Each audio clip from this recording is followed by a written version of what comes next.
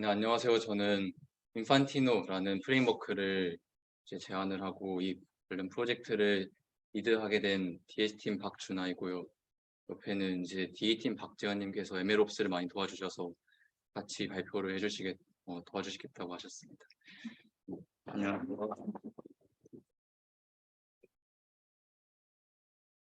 일단 저희 엄청 제목이 길긴 한데 인판티노 러닝 인펀스 파셜 익스프레션 온라인이라는 제목이 있는데 결국에는 그냥 영유아 표정을 분류하겠다는 태스크이고요.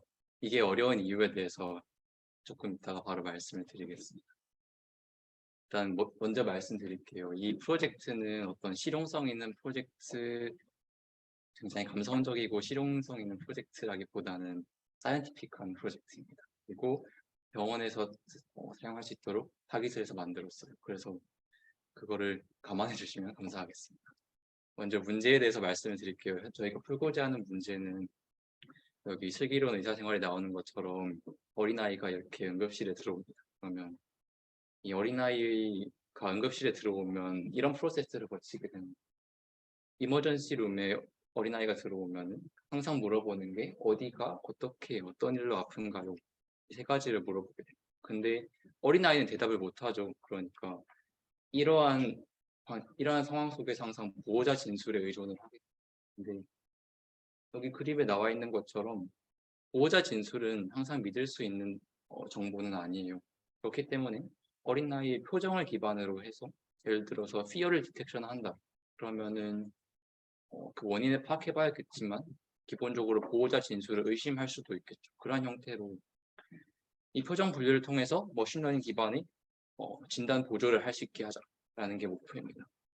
그래서 예를 들어서 리스크가 높은 환자가 있다. 그러면은 당연히 순서를 앞쪽으로 빼는 방식으로 실제로 변경을 할 수도 있을 거예요.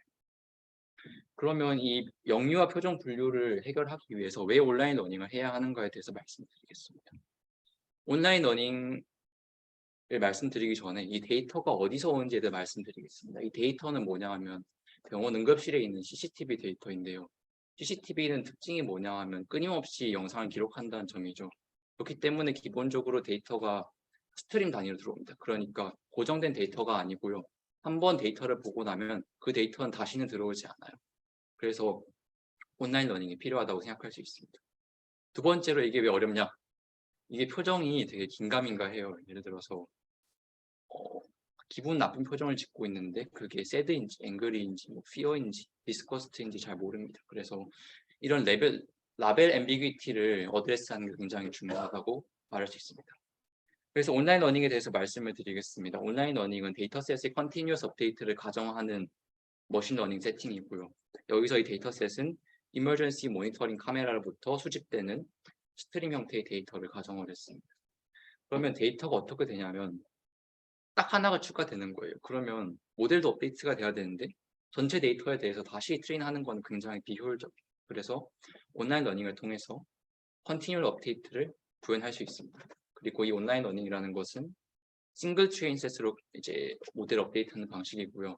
컨티뉴얼 러닝과 비슷하다고 생각하시는 분도 계실 텐데 온라인 러닝은 태스크가 고정되어 있고요. 그러니까 영유아 표정 분류라는 태스크가 고정이 되어 있고 컨티뉴얼 러닝은 태스크가 계속 바뀌는 그런 세팅입니다. 그래서 온라인 러닝은 어떻게 구현이 가능하냐면 스페셜한 백프로퍼게이션으로 구현이 가능합니다. 이거는 설명을 드리지 않도록 하고요.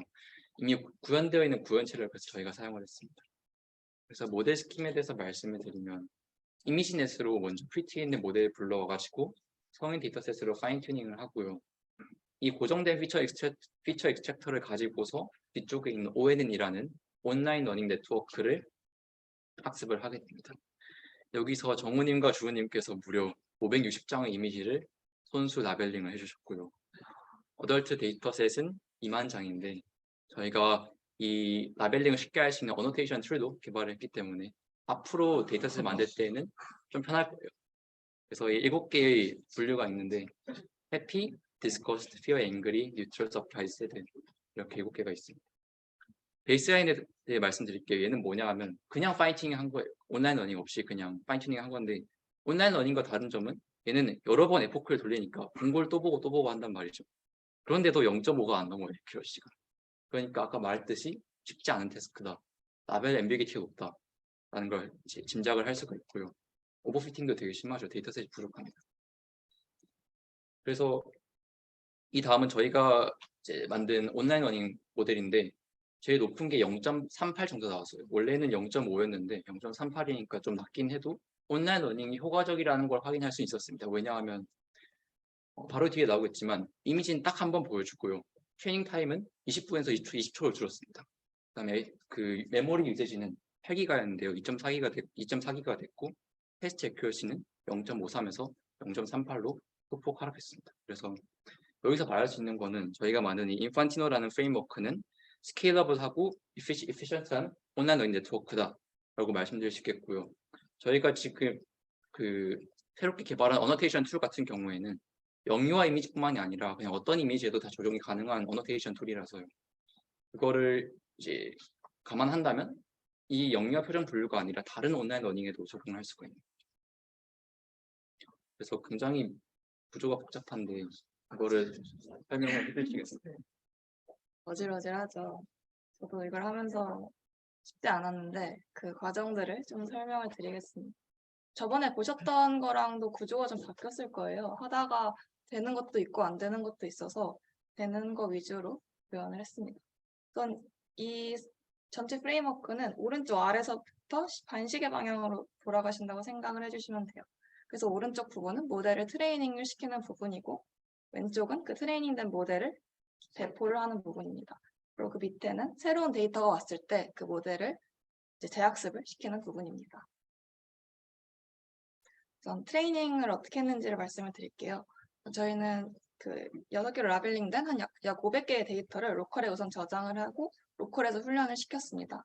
그래서 그 훈련 과정을 로깅을 하기 위해서 MLflow라는 툴을 사용을 했습니다. 이제 MLflow로 모델을 트레이닝을 하다 보면은 하면은 모델 그 에콩마다의 그 이터레이션마다의 그 매트릭이 로깅이 되고 그리고 모델 정보를 저장을 시킬 수가 있습니다. 저희는 근데 이 저장소를 S3 버켓으로 지정을 해서 S3에 모델을 저장을 시켰습니다. 이제 이 저장된 모델을 이제 저희는 에자르 ML 모델이라는 프레임워크를 사용을 했는데 이거는 이 전체 이 MLOps를 도와주는 그 오케스트레이션 툴이라고 보시면 돼요. 그래서 모델을 등록하고 배포를 좀 쉽게 해주는 툴인데 그거를 위해서 우선 첫 번째로 이 저장된 모델을 모델 레지스트리에 등록을 시켜줬습니다. 그래서 여기 아래 사진 보시면 ON은 1, 2, 3가 있는데 각각의 저희가 이제 트레이닝 시킨 버전이거든요. 그래서 버전별로 모델을 등록을 시킬 수가 있습니다. 이제 모델이 이제 준비가 됐으니까 이걸 이제 배포할 준비를 해야 하잖아요. 근데 이 머신러닝 프로젝트에서 배포를 할 때 주의해야 될 점이 뭐냐면은 저희가 이제 배포해야 할 서버에 저희가 이 ML 모델을 돌리기 위한 환경들이 구축이 되어야 된다는 거예요. ML 모델들은 다양한 파이썬 패키지들에 의존을 하잖아요. 그래서 만약에 서버에 그 패키지들이 잘 설치가 되어 있지 않으면 이 ML 모델이 돌아가지가 않기 때문에 그에 필요한 환경을 마련해 주는 게 도커라고 생각을 해주시면 됩니다. 그래서 이제 이 애즈르 ML에서 기본으로 제공하는 이미지에 저희가 이제 콘다랑 패키지들을 이제 ONN에 필요한 패키지들을 지정을 해서 커스터마이즈한 도커 파일을 생성을 했고 이 애자르 ML을 사용을 해서 이 이미지를 빌드를 해줬습니다. 그래서 이제 이 빌드된 이미지는 애즈르 컨테이너 레지스트리에 저장을 했습니다. 이제 이 저장된 이제 이미지를 이제 디플로이를 해줘야 되는데 디플로이를 할 때는 어떤 방식으로 디플로이가 되냐면은 우선 엔드포인트를 설정을 해주고 인스턴스를 설정을 해줍니다. 이 각각의 인스턴스에 각각의 버전별로의 모델이 있다고 생각해 주시면 돼요.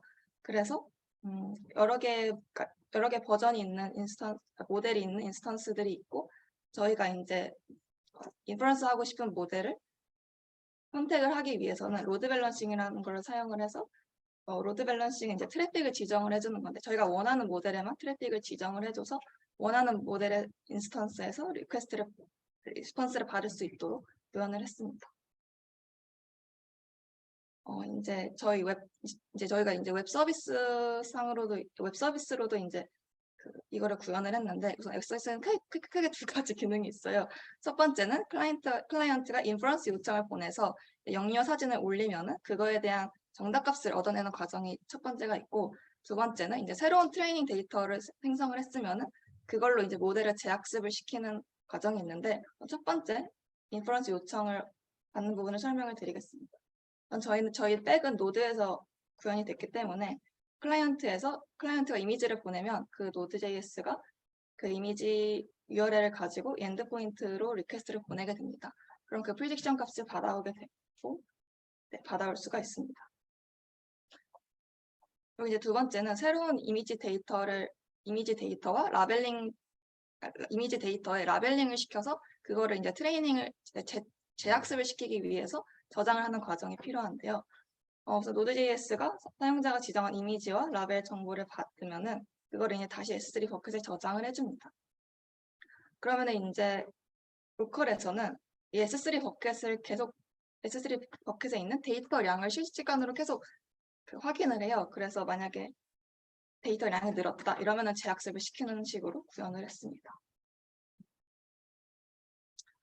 그럼 저희가 이제 정말 다양한 레포지토리를 참고를 해서 이렇게 프레임워크를 만들었는데 그럼 이 프레임워크가 어떤 장점이 있고 단점이 있는지를 말씀을 드려보겠습니다.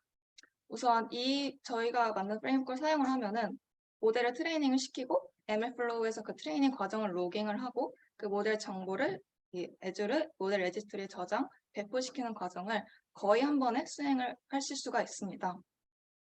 그리고 이제 또 초반에 MLflow를 사용을 하기 때문에 모델 리트레이닝 할 때마다 그 모델 버전 정보가 남게 되고 그 버전마다의 성능을 비교할 수가 있기 때문에 그 부분에서 상당히 용이합니다. 그리고 이 왼쪽에 배포 단계에서 이 엔드포인트를 사용을 하기 때문에 저희가 원하는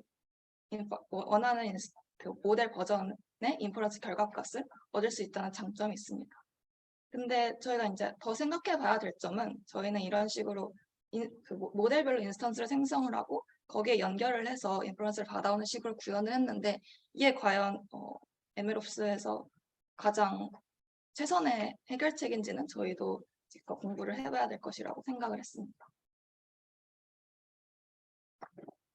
되게 복잡했는데 사실 제일 중요한 거는 앞단에서 어떻게 돌아가는지잖아요. 그래서 웹에 대해서 간단히 소개를 드리면 이런 식으로 두 개의 그냥 버튼이 있고요. 왼쪽은 업로드 이미지고 얘는 뭐냐면 이미지를 업로드해서 모델을 수정하는 거예요.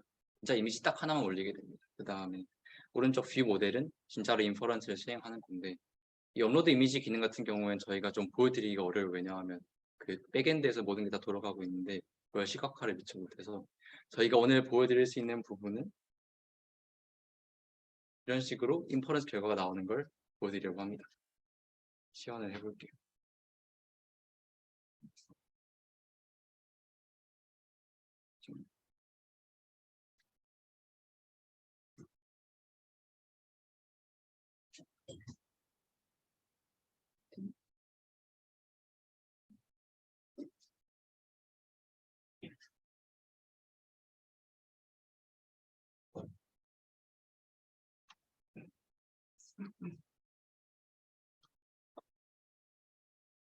네, 지금 보이시나요? 일단 업로드 이미지는 뭐냐 하면 저희가 만든 어노테이션 툴이랑 같이 들어있는 예를 들어서 파일을 업로드 한번 해볼게요. 이게 인풋이 어린아이 이미지잖아요. 혹시 이거 누구 어린 사진인지 아시나요?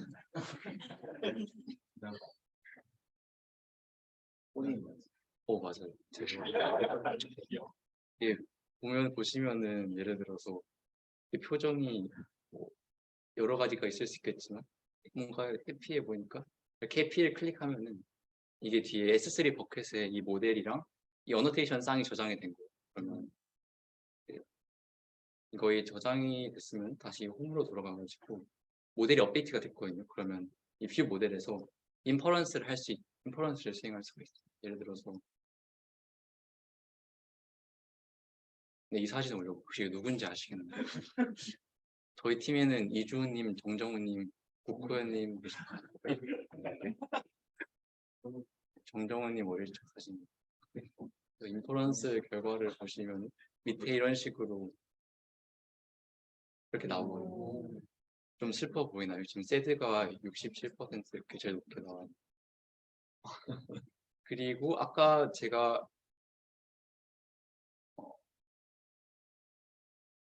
새로 아까 제 사진 한 번 더 인포런스 해보겠습니다.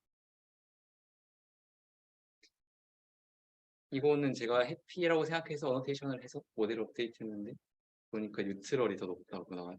그래서 실제로 그 온라인 러닝 같은 경우에는 어린애가 들어올 때 왼쪽에서 찍을 수도 있고 사진은 오른쪽에서 찍을 수도 있어요. 이런 식으로 도메인 시프트가 굉장히 많이 발생하는 상황에서 모델을 지속적으로 업데이트하고 상황에 맞게끔 유연하게 변화하는 것이 굉장히 용이한 모델입니다. 이상으로 발표를 마치겠습니다. 감사합니다.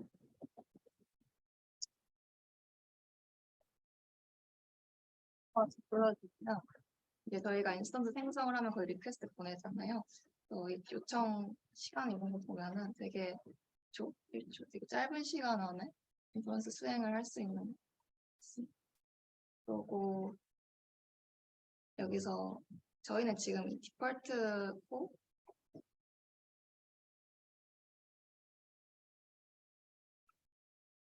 이 ON은 두 번째 모델이 인플루언스를 하고 있거든요. 그래서 이걸 모델을 지정을 해서 그 인플루언스 하고자 하는 모델을 바꿀 수가 있습니다. 네, 이상입니다. 감사합니다.